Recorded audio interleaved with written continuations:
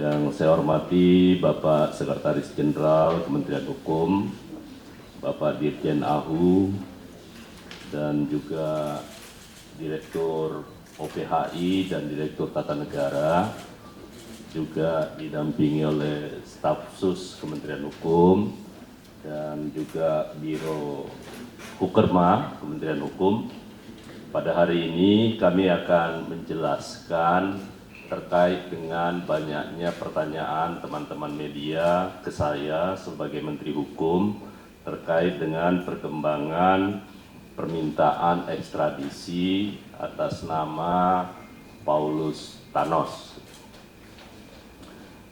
Beberapa hal yang perlu saya jelaskan kepada semuanya, bahwa saat ini Kementerian Hukum terus berkoordinasi bersama dengan KPK, Kepolisian Republik Indonesia, Kejaksaan Agung, dan juga Kementerian Luar Negeri dalam rangka untuk mempercepat proses pelaksanaan ekstradisi terhadap yang bersangkutan.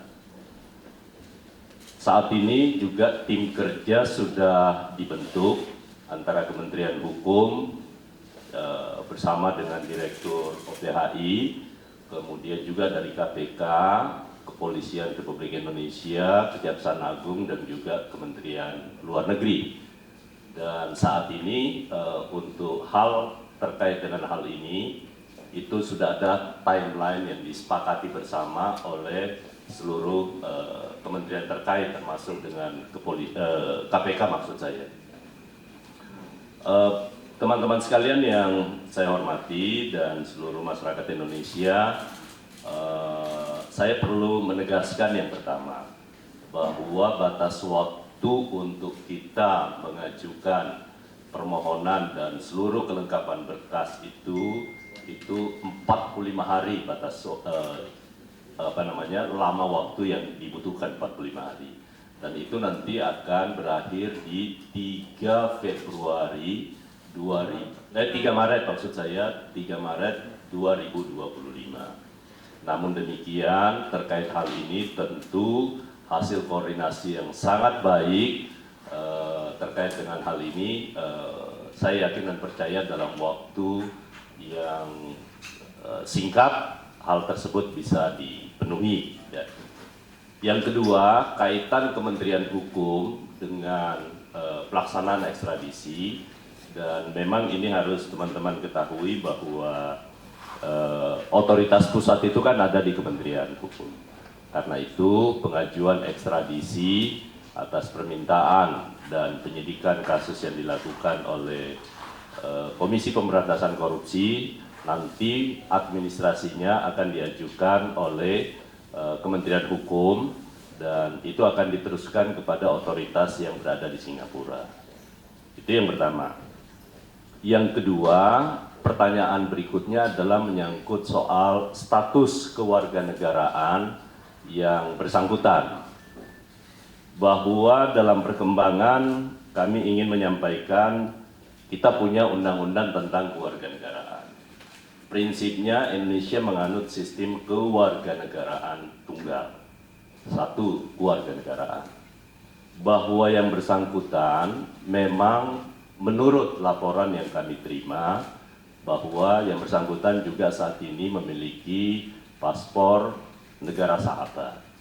Namun demikian, bahwa berdasarkan peraturan Menteri Hukum dan HAM, bahwa untuk melepaskan kewarganegaraan Indonesia itu tidak berlaku otomatis.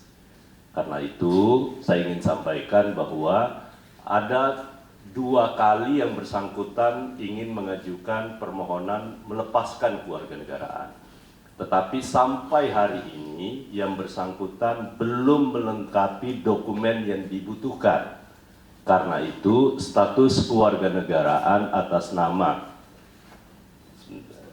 Paulus Thanos atau Jin Tianpo, ya. Jin Tianpo alias Paulus Thanos itu masih berstatus sebagai warga negara Indonesia. Karena itu saya ingin sampaikan kepada teman-teman semua bahwa memang yang bersangkutan sampai dengan 2018 yang bersangkutan itu paspornya masih atas nama Chin Tian Po, ya, dan 2 kali melakukan perubahan. Karena itu nanti akan dijelaskan lebih jauh antara hal ini dengan Direktur Tata Negara dan Direktur OPHI, ya. Nah, tetapi dalam kasus ini saya sudah minta kepada Dirjen AHU dan juga kepada Bapak Sekjen. Kebetulan Pak Sekjen punya pengalaman terkait dengan kasus-kasus yang seperti ini, walaupun dalam bukan ekstradisi. Tetapi yang perlu kami tegaskan bahwa perjanjian ekstradisi antara kita dengan Singapura itu ini pertama kalinya, ya, pertama kalinya.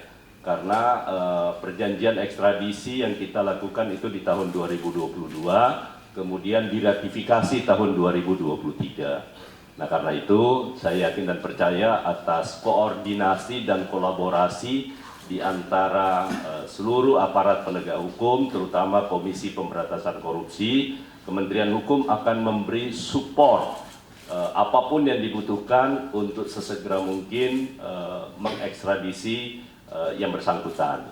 Karena itu nanti hal-hal yang terkait dengan yang lain tentu saya tidak bisa menjelaskan kepada teman-teman semua selain hanya terkait dengan tugas Kementerian Hukum sebagai otoritas pusat dan yang kedua status kewarganegaraan yang bersangkutan. Saya rasa itu yang perlu saya tegaskan sekaligus menjawab 2-3 hari ini saya diminta untuk menjawab beberapa pertanyaan dari teman-teman media. Doakan bahwa niat tulus kita untuk memproses kasus ini secara cepat itu bisa berjalan. Namun demikian sekali lagi bahwa kita juga punya harus menghargai aturan-aturan hukum, mekanisme yang berlaku di negara lain, termasuk negara sahabat di Singapura. Tetapi saya yakin dan percaya bahwa hubungan yang baik sebagai negara tetangga yang sangat bersahabat dan tentu dengan menghargai perjanjian ekstradisi yang telah kita tanda tangani dan telah kita ratifikasi bersama, ini akan memudahkan dalam rangka penanganan kasus yang dimaksud. Saya rasa itu dari saya. Nanti selebihnya teman-teman nanti secara teknis bisa bertanya kepada Dirjen AHU, kemudian Direktur OPHI dan juga Direktur Tata Negara. Tetapi sekali lagi saya sudah minta secara khusus untuk Pak Sekretaris Jenderal juga melakukan koordinasi dengan KPK, Kepolisian, Kejaksaan Agung dan juga kepada Kementerian Luar Negeri karena pengalaman beliau sebagai Komisaris Jenderal Polisi yang sudah pengalaman terkait dengan hal-hal ini. Demikian teman-teman sekalian, terima kasih. Wabillahi taufiq wal hidayah. Wassalamualaikum warahmatullahi wabarakatuh. Waalaikumsalam. Kemudian tadi disebutkan bahwa Paulus Thanos ini juga memegang paspor negara sahabat. Apakah dari pemerintah Indonesia ada komunikasi dengan negara sahabat tersebut? Baik.